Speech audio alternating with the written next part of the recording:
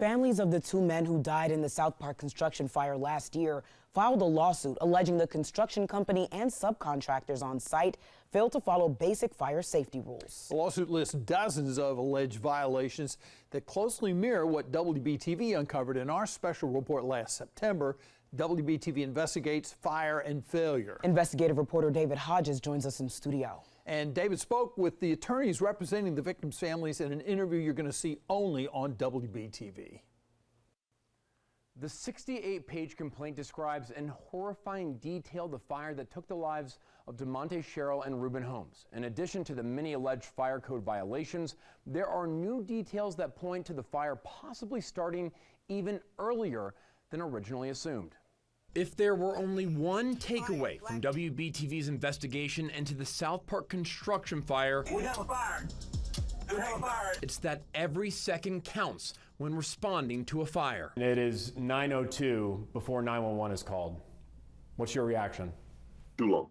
7 minutes is way too long. The time was squandered by inaction. Records recently uncovered point to an even longer delay in calling 911.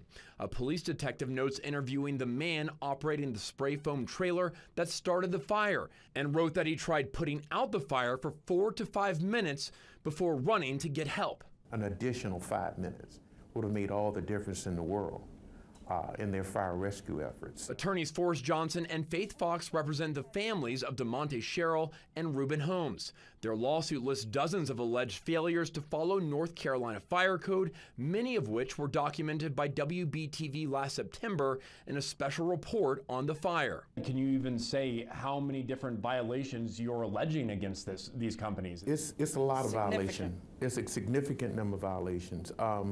Everything from the planning process, the preparation process. You can tell there's a lot of disorganization when it came to when the fire started because they didn't have a plan. The notification process, the evacuation process. They should have immediately reported it. They should have immediately evacuated the building. No standpipes, no fire department connection with which to fight the fire. This dramatically changes what the firefighters have to do. We don't have a wait for an hour. Johnson and Fox say they're seeking more than $50 million in damages to, quote, set a precedent for stringent compliance with safety regulations, ensuring that such a tragedy never occurs again. I think we forget that these children will be without a father in their lives. How many people's lives were put in danger because of what y'all are alleging is negligence here? So many. You're putting the entire area of SouthPark at risk by doing this without following the rules. And their concern is profit, the speed with which to get the buildings up,